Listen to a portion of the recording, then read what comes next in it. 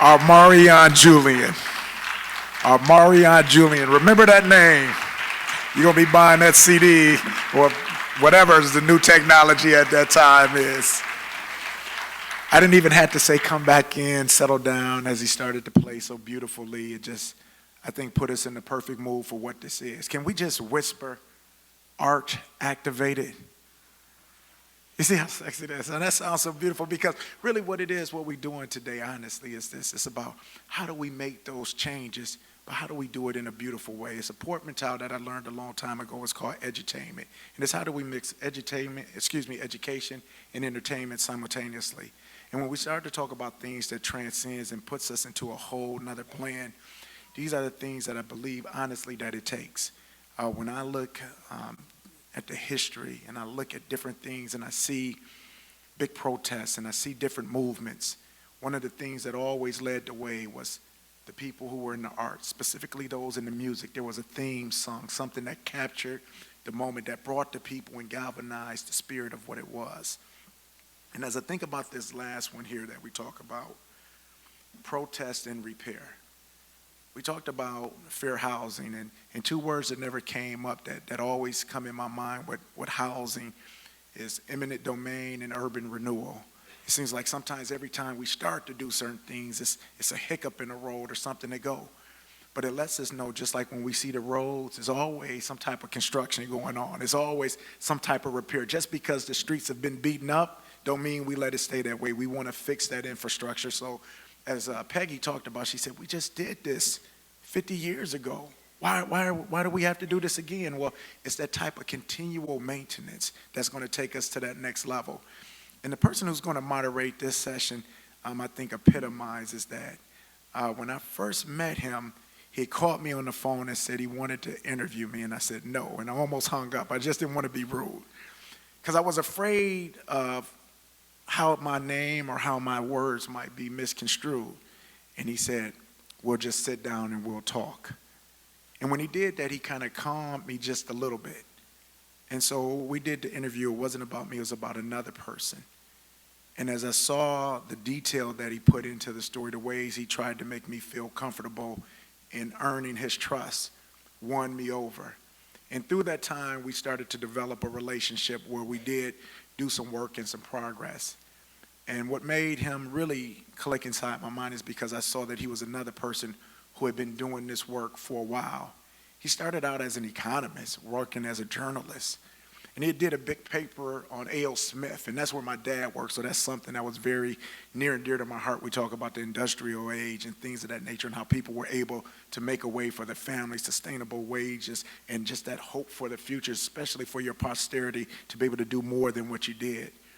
But as he started to continue his writing, and he saw the deindustrialization of America, he saw the drug epidemic, he saw the prison incarceration, he saw Milwaukee go from being the best place for a black man to live in the 70s as it relates specifically to jobs, to now being the worst place for black boys to grow up, and according to 24/7 Wall Street, the worst place for a black family to be.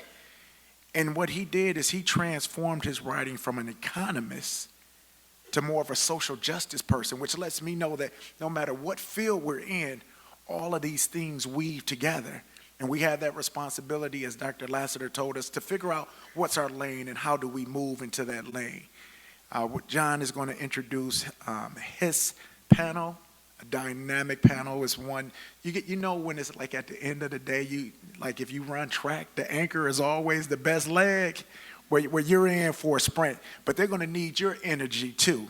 They're going to need to see that you are activated into going with this and to participate.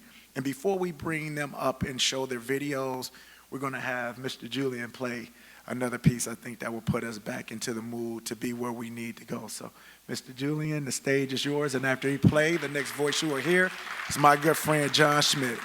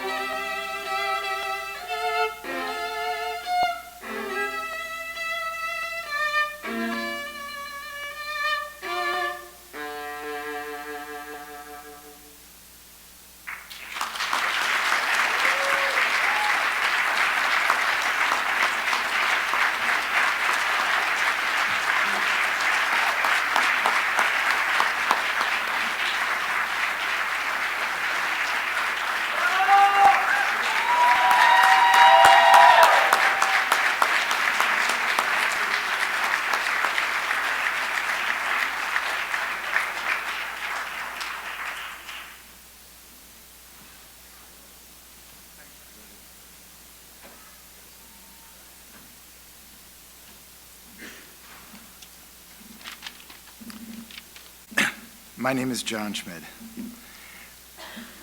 I have to say thank you to Kwaku. That was a nice introduction, and this man helped me so much in the past year, understanding things that I need to understand to write about the stories that I've written. And I appreciate your perspective very much. I'm extremely honored to be at No Studios at a summit with an emphasis on the role of arts and creativity as a means of healing and recovery and resilience, which is a topic I can't think of a topic that's more important in this city sometimes.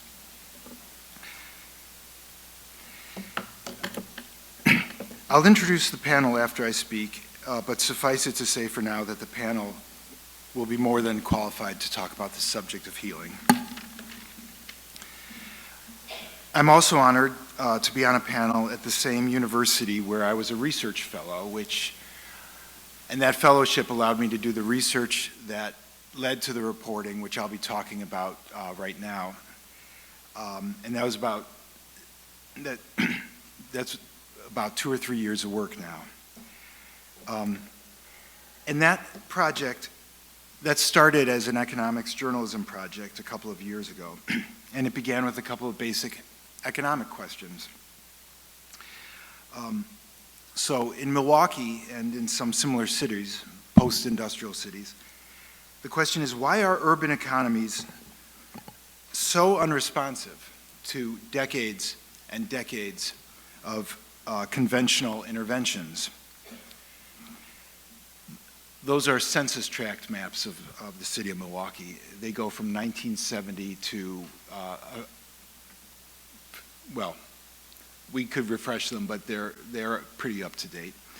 The dark red tracts on the left show poverty that's so concentrated that it's at this kind of combustion point where poverty perpetuates itself within a census tract. It's a strange phenomenon.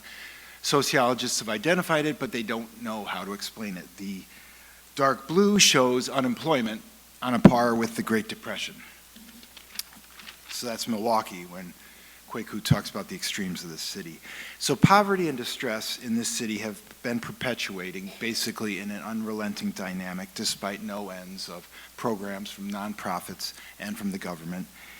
Not the war on poverty in the 60s, not the urban empowerment zones in the 90s, not the countless make-work job programs and subsidized job training, not the upswings in the national economy, not the tech booms, not the creation of Google and the internet economy. Nothing seemed to move the needle in these urban economies, whether they're Cleveland or Detroit. For those who flew in and are not from Milwaukee, welcome to Milwaukee. It's actually a very fine city, notwithstanding those statistics. But it did have riots just 3 years ago. And with that, a new question was begged. What has the city and other cities like it been missing? What should cities like Milwaukee be doing that apparently they're not doing? And I began to understand just how woefully inadequate economics is to explain how the world works. The response to what Milwaukee has done very diligently for 50 years, like almost every other city, is add jobs, add job training programs, very important. Issue the press release, check the box, walk away, problem solved. That's been the overriding and very well-intentioned approach for a long, long time. But it wasn't until I began to explore the neighborhoods more frequently that I noticed that the talk was changing.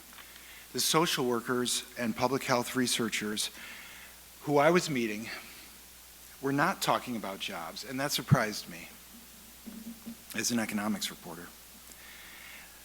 The new word was one that I had never heard before in the neighborhoods: trauma. I remember the first time I heard it, it was from a guy who works in the district attorney's office. The district attorney's office, the guy who's dealing with crime on the front lines, was talking about trauma, as in non-combat, non-military, made in America, civilian neurological trauma. It's an affliction that, of course, normally is invisible. Although in the past 10 years, a lot of data has emerged, and it shows how pervasive non-military civilian trauma has become across American society. And we mined that data the best we could to do our reporting. And so for me, for about 2 years now, I've been reporting basically some 24 analysis stories that come down to the same idea. Traumatic violence and neglect and abuse, households with drugs and alcohol and chronic stress, neighborhoods with barbed wire, sirens, broken glass, unemployment, that can leave scars that are invisible. No ethnicity and no geography is immune. The numbers make that clear too. That means that trauma, and we've shown this, can affect those caught in northern Wisconsin, where there's farm foreclosures these days on a regular basis, or in suburban homes in New Jersey, where perhaps an alcoholic breadwinner loses their job at Goldman. Trauma researchers understand things that economists don't. Trauma leads with statistical probability to higher rates of unemployment, homelessness, addiction and alcoholism, mental health disorders, even suicide. Basically, it leads to PTSD. It affects your sleep, your memory, your relationships. It makes you numb to your own emotions. Brain scans show that trauma can change the literal architecture of the mind, like a concussion. Although, as harsh as that sounds, I'm also assured that trauma can heal. Under the right conditions, with the right supports, and that's why we're having this panel today. We went on to document widespread civilian trauma, indeed nothing short of a full-blown public health epidemic in the urban center of Milwaukee and cities like it. Suddenly, you're not talking about economics, you're talking about the human soul and psyche, and that's much more complex. Weirdly, perhaps unexpectedly, all these trends are as true in rural Wisconsin towns that lose their industry as they are in a post-industrial city. That's been documented also in Eastern Europe after the fall of communism, in Northern England after it lost its coal and steel industries. These studies have been carried out around the world. And it would be really important for me to just underline one really important clarification. I'm not trying to oversimplify what's going on. None of this is monocausal. And I don't mean to diminish the quintessential importance of work, the dignity of work, of having a job, the work of police, of teachers, of housing. But none of these answered the central question of why some populations cycle out of poverty and some don't. The challenge, in other words, facing Milwaukee and other high-poverty communities, whether rural or urban, in other words, goes beyond education, crime, and jobs. So it is true that there are universal aspects to the struggles of the traumatized mind, but it became impossible for me to be doing this work in the city of Milwaukee without also reporting on the dynamics of racism in the region. That sign is what Jim Crow looks like in Milwaukee back in the last century. Those pretty letters. Where it says restrictive zoning, that was unambiguous. That meant blacks are not allowed here, not to live, not to rent, not to lease, not to hang out. And one of the most important pieces I reported in the past year shows how 400 years of American racism has created what is commonly called historical trauma. This historical dimension. It was my own little 1619 project. By the way, one of the people, in addition to Kwaku, who helped me so much write this very complicated and very sensitive story is my friend Chrishaunda, who is also going to be on the panel today, and I'm grateful for that and for all the time she gave me. Quick note about the data, since Kwaku was referencing it. I will not conceivably begin to have time to reference the data that we've published and put into interactives and you can find online. But the data is extreme and it's not pretty to look at in the city of Milwaukee. But we used the best that existed. We didn't sensationalize and we didn't cherry pick, and it's important for me to let you know that. Because one other thought about the data, Milwaukee, as Kwaku said, Milwaukee is an extreme city. It is a unique city. In 1970, the numbers will show this. You're living in a city that in 1970 was the best city in the nation for a black laborer to find a job. Today, it's a different kind of extreme. The city that hosts next year's Democratic National Convention is among the nation's most impoverished, year in and year out, currently number 3. It has, according to Harvard, the highest rate of black male incarceration. According to the Census Bureau, it is the most racially segregated metro area in the United States of America. Those are extremes. This is ground zero.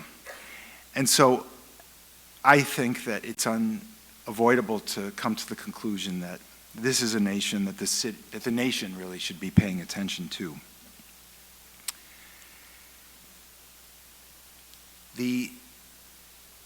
And I thank you so much for listening to those remarks, because they set up what the panel is going to talk about, the incredible need for healing in this city. And it's my huge honor to introduce 3 panelists who each bring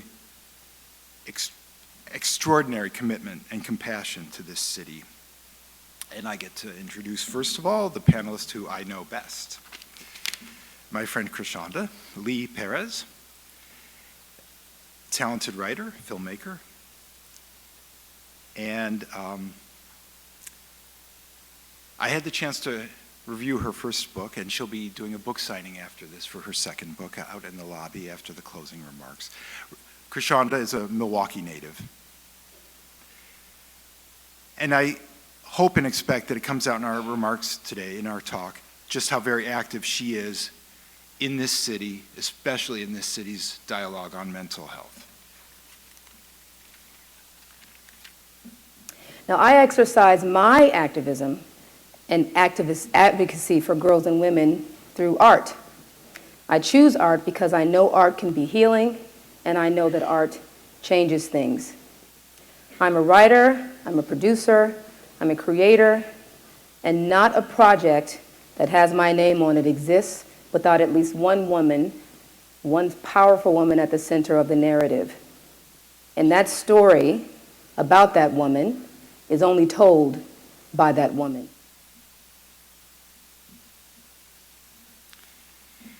And the next panelist that you're going to hear from as well today brings music as a healing art.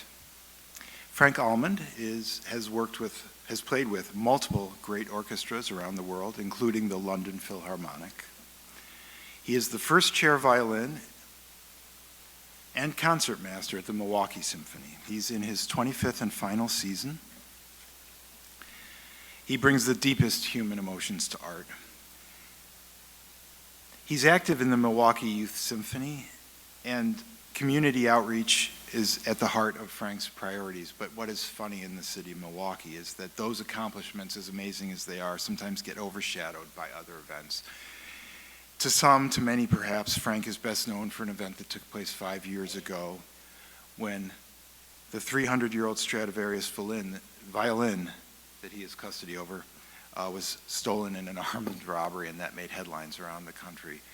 But I hope that that is not what defines what Frank is all about. And here's a short video about Frank.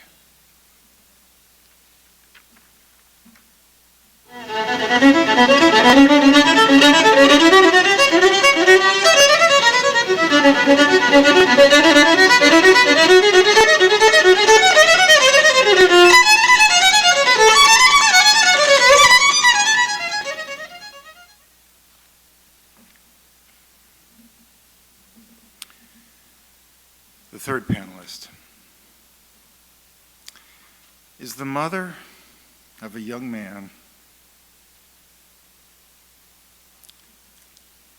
who was napping by himself peacefully on a park bench downtown Milwaukee in April of 2014,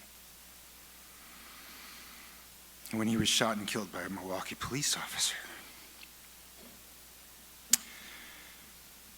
Dontre Hamilton's mother, Maria Hamilton, is the third panelist. She is the essence of healing. She is a beacon of hope.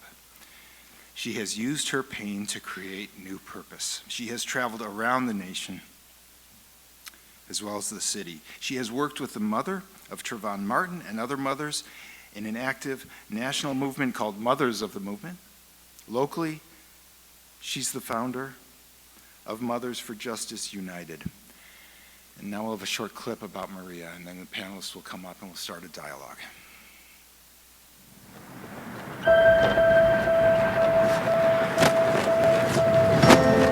See what we gotta go through? Working with Dontre got me into this crap. Dontre and they actually grew up like twins. He was the baby, and we couldn't let nothing happen to the baby. I just hope people can understand that Dontre was a person who didn't deserve to die, who didn't deserve to be shot 14 times. The decedent is Dontre Hamilton, and a violent, combative, mentally ill individual. He's homeless, he's angry, he's violent. I'm like, you're lying. It's the illness. It's nothing to be afraid of. Solemnly swear the testimony you're about to give in this hearing will It's nothing that anybody should die for. We demand justice or else.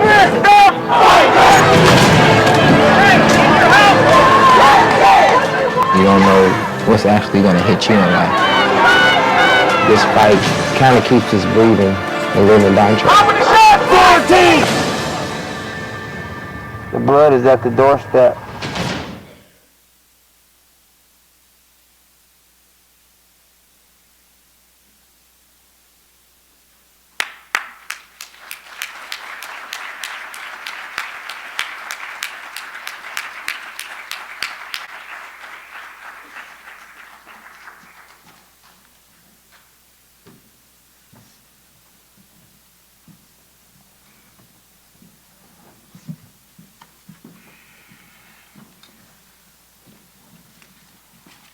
Huge honor for me to moderate this panel. Kwaku, I'm going to start with the first couple questions here. And I'm going to start with a question that will go to all the panelists, and we'll just let you guys pick your own order and how you want to tackle it. And I hope that you give us some information about yourself as we go along. How has your own experiences of trauma impacted your life? And how has your craft supported your journey to healing?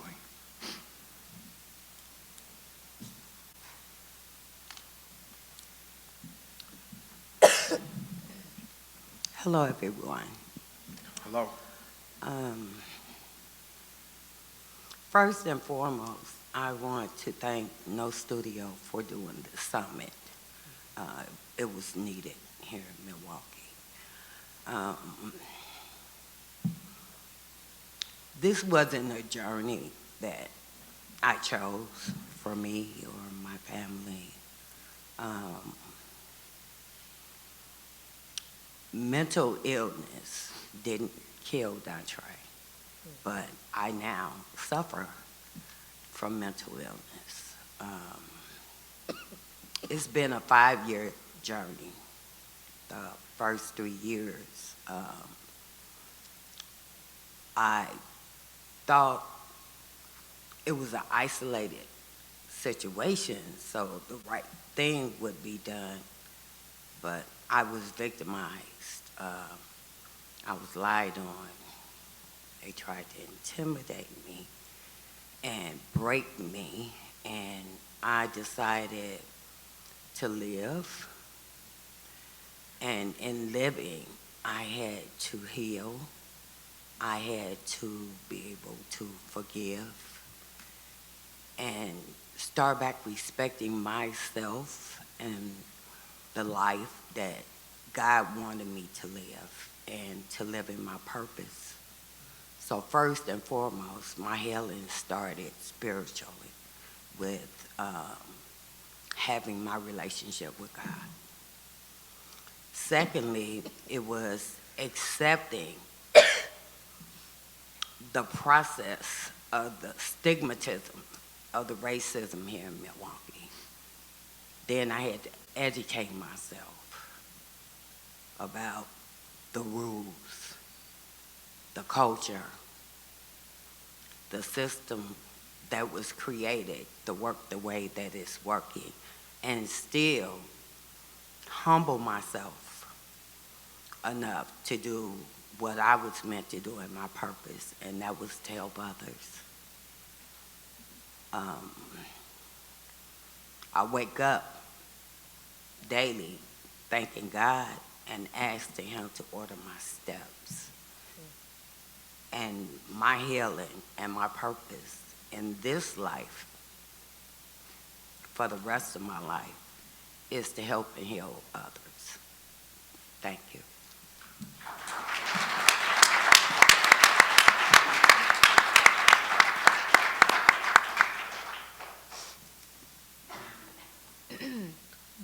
Well, I'm Chrishaunda Lee Perez, and I am a Milwaukee native as well. I haven't lived here in a very long time.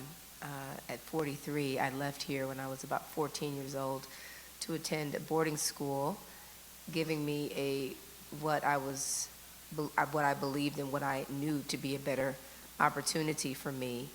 And I haven't lived in Milwaukee since, but my family is still here. I was here for holidays every year.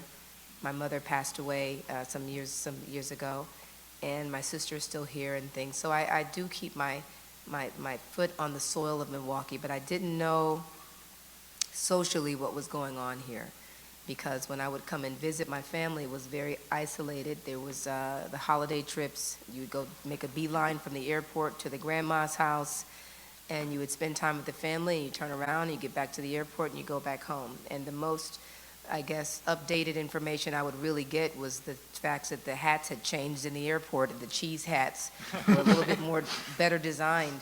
And the T-shirts had updated in the airport, but I really didn't get myself out into the world until I got an inclination to run a race. My mom passed away here back in 2003.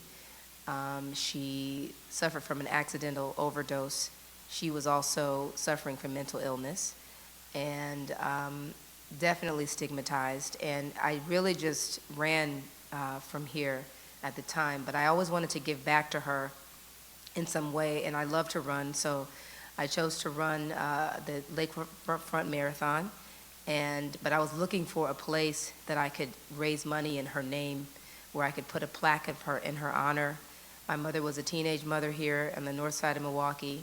She meant the world to me, and it really was my catalyst and the one who allowed me to get outside of Milwaukee and spread my wings. And so I wanted to commemorate that by running the 26 miles, but I couldn't find an organization that I thought was worthy of my mother's name until I read a series of articles called The Time to Heal by a, at the time, unknown reporter for me named John Schmid, an economist.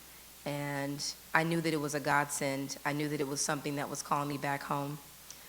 He introduced me to this incredible place called Nia Imani, and I chose that location to raise the money in my mother's name, and I did secretly. I met the helm of that amazing organization, and it just went from there. I got a lot of stories from some of the young ladies who live here, and I began to learn and peel back the layers of what's really going on in my city. From that experience, I wrote a film and was brought to the film festival here back in 2017 again, which gave me even more insight about what's going on. But this was in a positive light, and I thought, wow, the arts community is really growing, it's burgeoning here, I'm really excited. But then I started learning more about what's wrong here. And, again, being black, having quote unquote escaped Milwaukee, I always knew that I wanted to come back, and I never wanted to be one of those people who left her small town and never came back. People do it all the time, and they just sort of give all the credence to the big cities that they live in. But I'm a proud Milwaukeean, and wanted to make sure that I put my energy back here. And so I somehow found my way, like Miss Maria here. I didn't choose this. I didn't sort of wake up one day and go, I'm going to be an activist. It just sort of found its way into the work that I do. I'm an artist, business person, but artist first. And in all my writings, my key point is empathy and allowing people to see people's perspectives and lifestyles so that they can have a means of understanding. I find that in a city like Milwaukee, there is so much division that you don't have an opportunity to really empathize with people who really are just living a few blocks away because you have found yourself, encapsulated in your own bubble. And so my intention of coming back here as much as I have been and will continue to do so is to try to encourage that feeling of empathy. Empathy can minimize the trauma. It can't take it away, but definitely can make it so we have a more communal perspective about trauma and realize that despite where we live, despite how we look, despite our upbringing, we are really going through this together. And through my art is what I have always sort of wanted to do. And who knew that Milwaukee would have been my pinnacle, my point, my focus for the work that I do. And I'm just so proud that the worlds collided and that the alignment of space and time happened where the great John Ridley opened No Studios along with his amazing sister Lisa Caesar and have sort of created this platform for people like me to come home and to spread more joy and love and encourage the empathy piece. I'm grateful to be back in my hometown. I see that we have a lot of work to do. At the same time, because I'm seeing all of you in this audience, it says to me that we are on a road to healing, and that means everything to me. So I'm grateful to be here.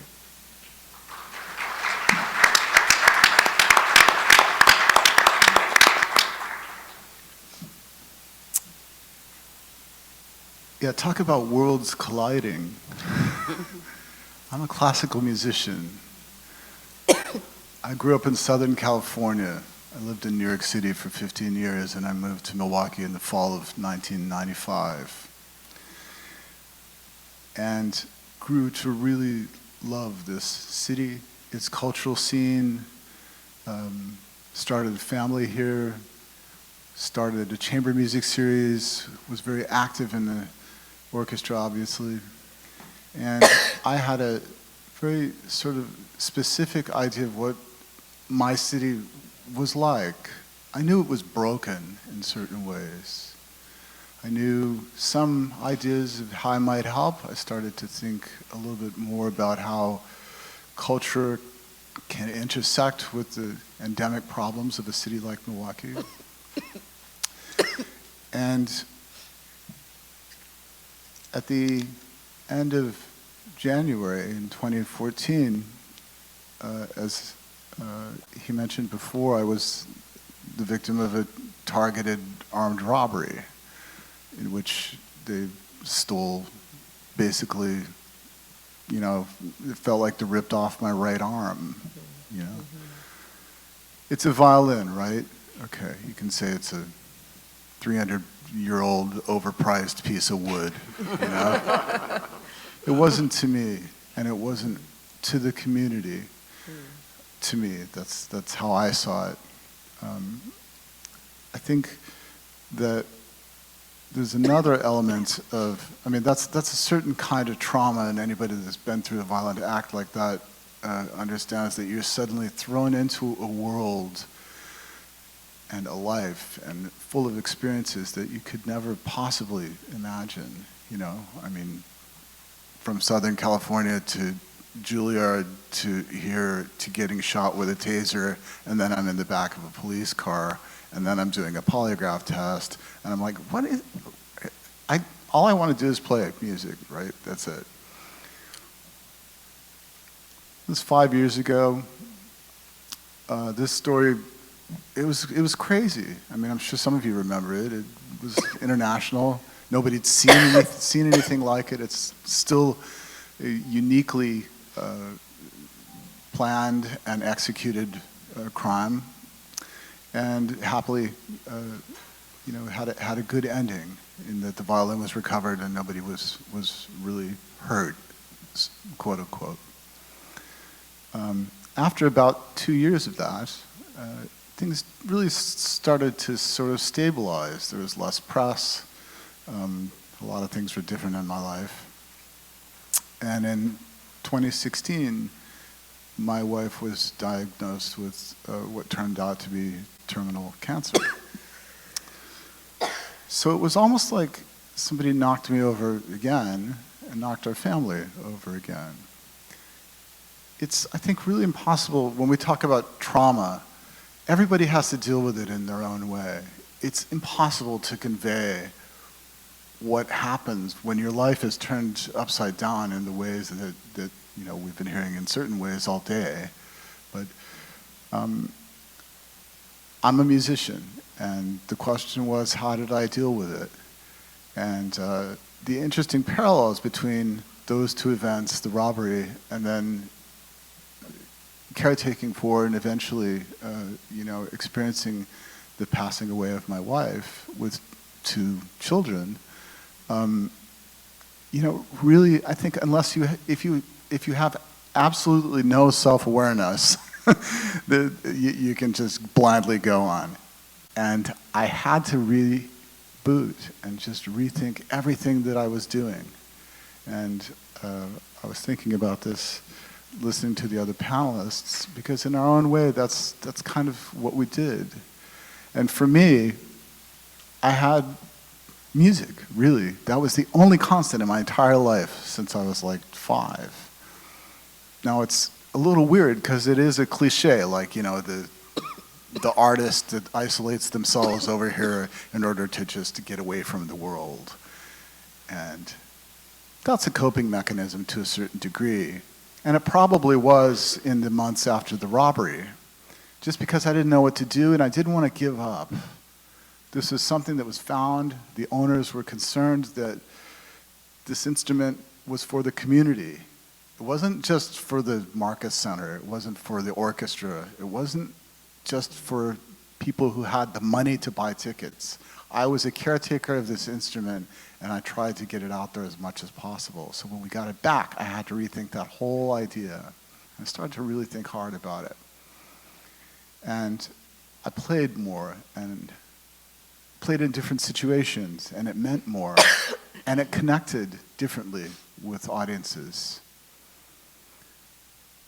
When my wife got sick, it was, of course, a much more personal and private affair, because I didn't talk about it much. We weren't those cancer people out there doing marches and wearing pins and things like that. Nothing against that. That just wasn't how it worked with us. But I noticed that I was doing the same kind of thing with music. It was my only escape in a world that had turned absolutely chaotic for me. I was working full-time with the orchestra. I had this chamber music series. I was trying to keep it afloat, caretaking for my wife, dealing with an 11 and a 13-year-old daughter.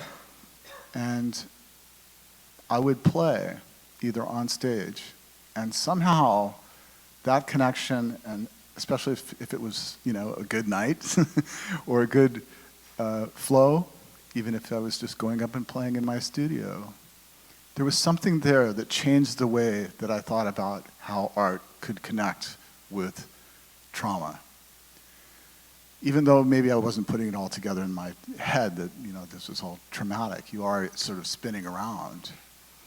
But when it really came home was I would spend, the last 2 months of my wife's life, she was at home a lot. And I was at home a lot, away from the orchestra, and just basically there. And I would go upstairs and just play. And the house changed. I knew she changed. I knew the kids changed. I knew everything was changing. And it gave me some comfort. It probably, literally, it was the only way that I had to cope and to survive. And when we all moved on from that phase, which was about 2 years ago now, I started thinking of ways to apply that whole concept to our community. How can we really tangibly and meaningfully find ways to connect music to the problems in our community?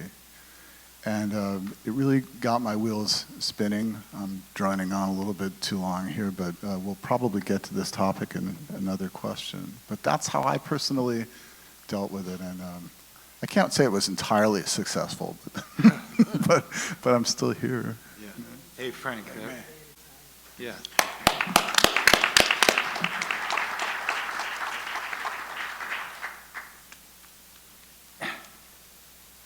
First of all, thank you to the three of you just for sharing some incredibly personal stories. But Frank, you set up a nice seg there to keep going. I'd like to stay on this topic. You used the word change a number of times. And we're talking about art as a change agent. And I know enough about the three of you to know that we can go into this question a little bit more and ask, in what ways do you use your art or your activism to amplify your message, encourage action, and ultimately create change? You know, Frank, you see, I got the sense that you were ready to go there, so why don't you start on that one? Yeah. An obvious place for me to start was the Milwaukee Youth Symphony. Now, I don't know about you, but watching him play, you know, for me, not only is he a great musician, who I have the pleasure of actually working with almost every week now, but he's part of an organization that I'm not sure everyone understands the impact on all the different levels of our community. Now, I have an artist in residence program with Milwaukee Youth Symphony that has become much more meaningful. Hopefully will expand over the next couple of years. It's by far the focus of what that kind of thinking is for me that I just described. This is, and I think a lot of people don't know, I'll just briefly give a little background. You know, the Milwaukee Youth Symphony is an organization that is the largest after-school arts education program in the country. Wow. There's 1,000 music kids there, 1,000 music students. But and that's amazing in itself. But what really struck me eventually, and it took a while for this to really sink in with me. Every single socioeconomic level in this city is represented in that organization.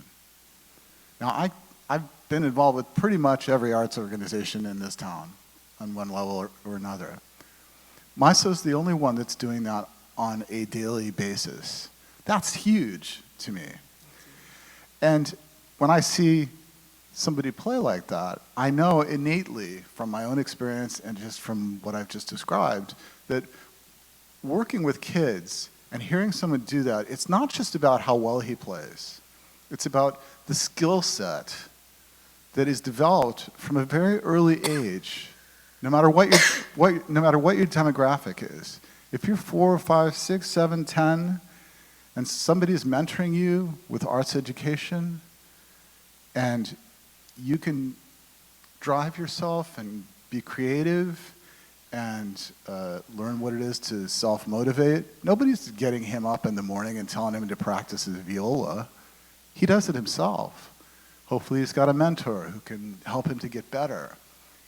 So in the end, the point is that, to me, if we can get those sorts of things into the various areas of our community that never see that, it's huge.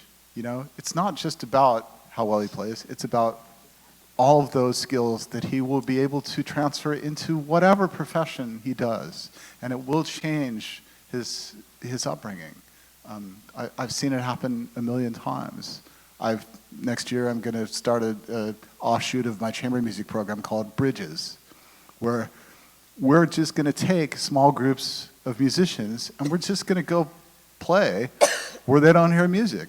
And I don't care if it's a prison or someplace on the north side where, that's never even heard of a violin, or somewhere else.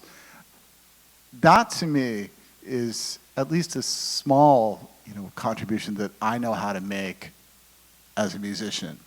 So those are the kinds of areas that I'm most concerned with right now, along with, everything else I'm doing. I think that's really where the impact is, arts education. And before you start, Lisa, I hope this is okay. I want to check with the boss. We're going to make an executive decision. This is the question and answer period time, but I want to bypass that so we can hear the two of you with the response to that question, because we have about 15 minutes left for the panel discussion. We would love to hear your voice on this question. Well, I mentioned earlier that empathy is a big deal for me, and it is. I think that I have a series of being a young little black girl in Milwaukee, the north side, growing up poor, as I mentioned earlier, teenage mom. There's a number of traumas that I experienced that I probably didn't even realize I couldn't put to words until I became an adult, and looking back and going, wow, that was something, or wow, maybe this is why I feel this way about this thing. But I think it all sort of culminates to, once again, empathy.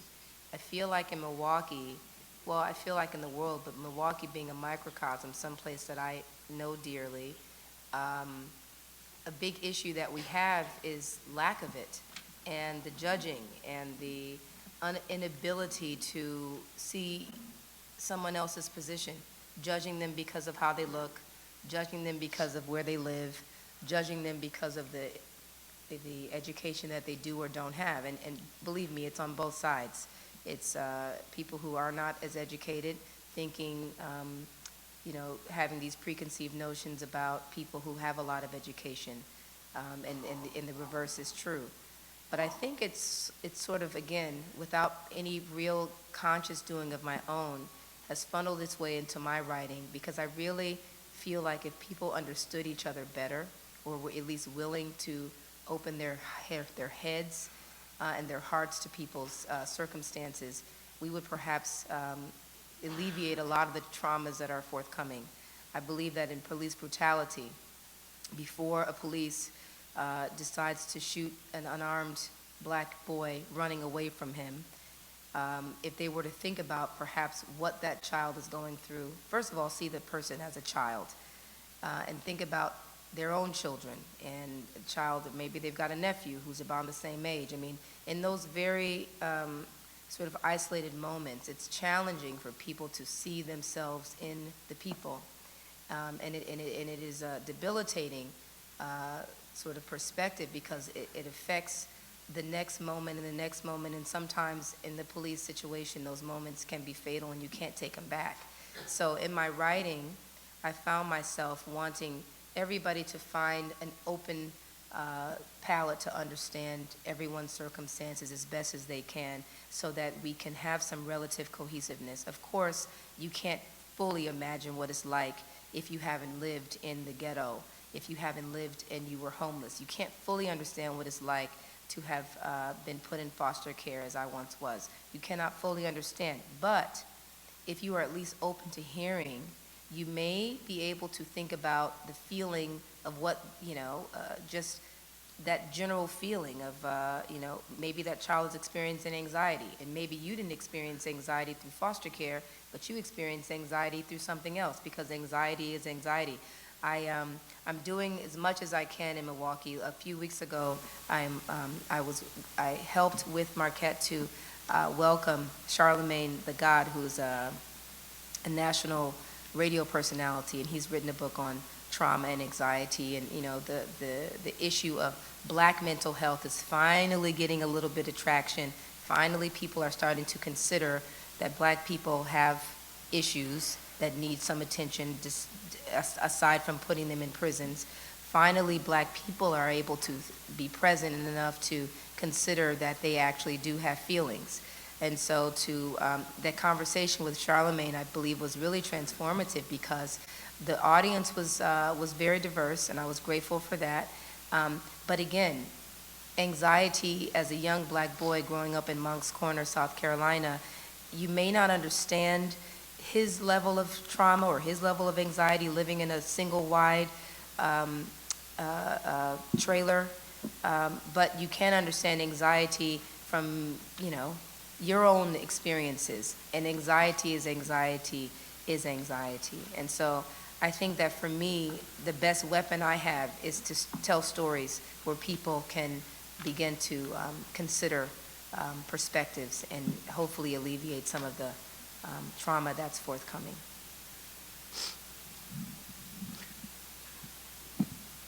I believe that the art of change is necessary. The first 3 years while I was in my trauma, people in this community used their voice. And when I say use their voice as an art, they spoke poetry. They were strategic in their planning and what we actually asked for when we protested. And during that time, I learned how to use my art, how to excel and level up to actually be able to reach people where they started listening to me and my family about what was actually going on. Eric Yule is the director of The Blood is at the Doorstep. Eric lived about 15 minutes from Red Hill Park. He also worked at the art museum across the street as a young man. And the narrative that was being played out for those 18 months was that we didn't like the city, we didn't want to follow the rules, and we didn't like the police. And we had to use our bodies, our voice, arts, props, music, and the art of just being a voice bigger than what was wrong or what was false. It changed people's hearts in the city. It made people want to know the truth. It made people who never thought about African American people in this city. It made them want to know, why are these people having such a hard time? What is it I can do? Where can I use my talents and implement myself into making things better? We have millenniums that have changed their majors to help what's broken in the city. We've had thousands of people to leave their homes, to put their bodies on the line for the truth. It was the most beautifulest art of people that I've ever witnessed in my life. To see people come together and stand for one thing, one voice, together. You couldn't have painted a better picture than to have all this diversity in one place with the same common goal. So we took that art and we brought a community together. It changed the narrative that was told April 30th.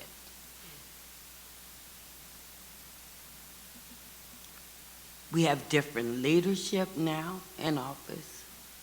We have a city and a mayor and a city council that actually work and live in the communities that they sit in seats for. They've been sitting in these seats for years and never even knew half of the streets until we started protesting, making them come out, making them answer the questions of why they wasn't doing, or why they didn't know. The art of change is in each and every one of us. This wasn't a Black Lives Matter event. It's a movement. It's a movement for change, and you are the art. You just have to decide what part you want to play in it. No, I don't expect all of you all to want to protest. But use your gift. We're all uniquely made. And you have something to actually give to the betterment of our city through the art of change. And I'm hoping the fact that you're here, that you have decided to be a part of fixing all the written wrong to make it right. Once again, it's necessary. Not just for my Black family or brown families or Caucasians or for our leaders or for the politics of Milwaukee. Because I'm not going nowhere. I love Milwaukee. I planned on being here. I planned on helping here. And I planned on healing the city. But I can truly say that I need your help. We can't do this alone. So if we have to continue to have No Studio or Mothers for Justice or the Coalition for Justice, have these gatherings so you can truly hear what's necessary and needs to happen, that's what we'll do. I'm in it. I'm in it for the truth and for everyone.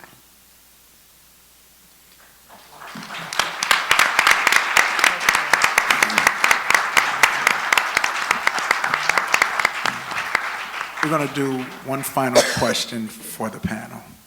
And I just want you to tell us in 1 minute or 2 minutes, when you got the invite, why it was so important for you to be here and let your voice be heard, to not only share your pain, but to encourage hope. Frank, we'll start with you. Well, we've all talked a lot about trauma and working through it in our own ways.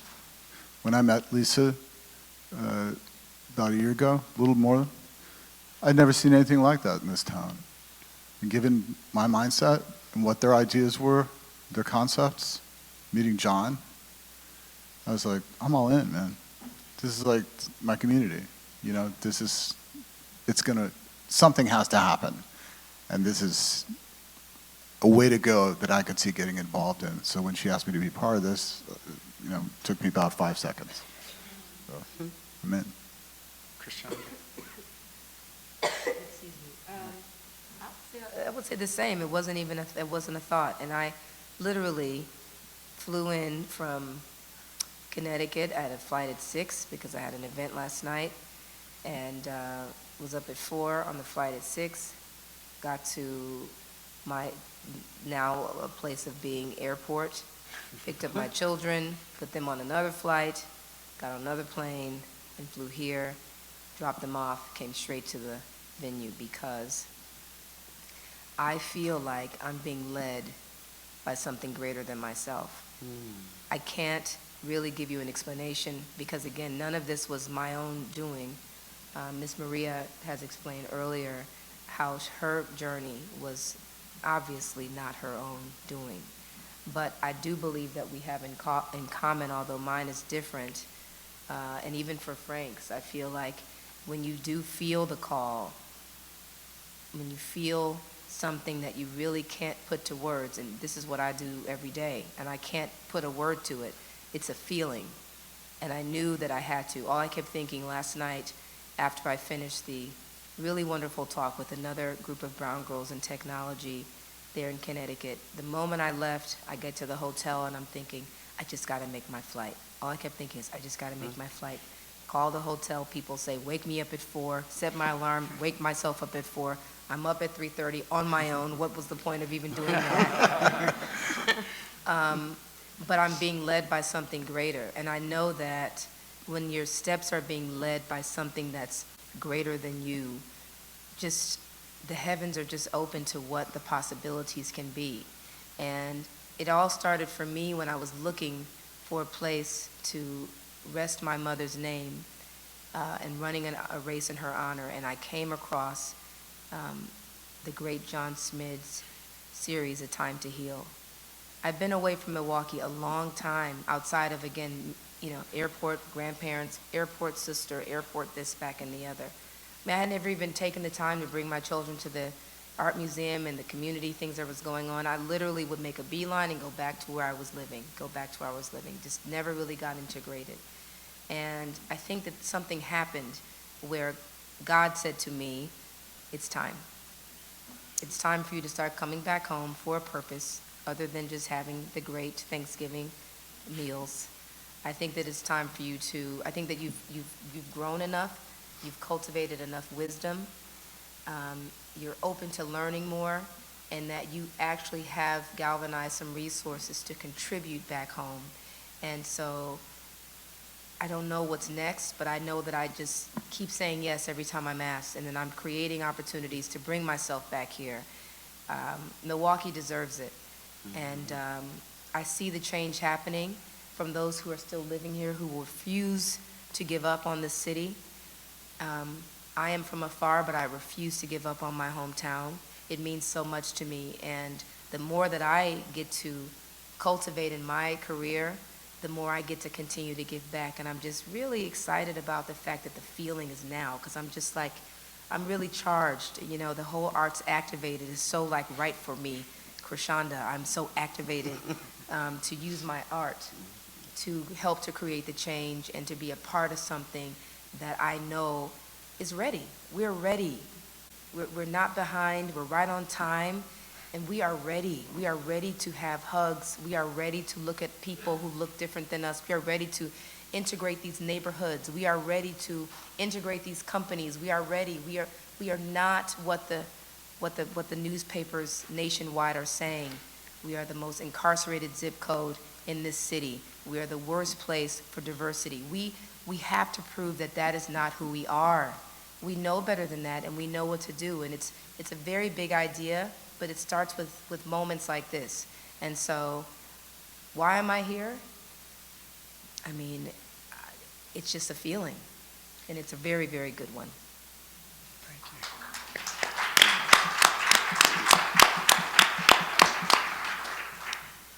I was Dontre Hamilton's mother. I was an activist, and I was determined to get justice for the wrongdoing in the city. And I met Lisa, but I seen her before I met her. And I asked some people that I had met that was doing film and all different types of arts and programs. And I wanted to know if I could go to the opening of No Studio, not being involved in film or knowing really a lot about John and the work that he did. But I decided that I would continue to reach out to them. After going to Seattle for 6 months and meditating and just living in nature, I confirmed that yes, we wanted Eric to tell outside of the story, but to not be biased, so we could hear the police part of the story and the police union and community. And once I went to the website for No Studio, I was like, they're doing all of this here in the communities. They've gave people a safe haven to actually come and express themselves in a way that's beneficiary to the change that we were seeking. And I met Lisa, and the whole time that me and her were together, she kept saying, there got to be something I could do. I know it's something I could do. We're supposed to meet, it didn't happen. She went back to New York. We spoke on the phone, and I had arranged to have mothers and families whose children had been murdered by gun violence in the city to come together. I wanted to meet them. I wanted to give them a platform to tell their story. And Lisa called me, and I told her what I had planned. So she said, well, I think I can come. And I said, well, I'm going to bring them all together, and we're going to talk, and we're going to do a march. And lo and behold, she actually came from New York to the meeting, and we all expressed ourselves. She heard these mom's stories, and we haven't looked back. And that's what I mean when I know change is here and it can happen. When people take initiative, not knowing what to do, but finding your way to be productive and allowing other people to grab your coattail and bring them along with you.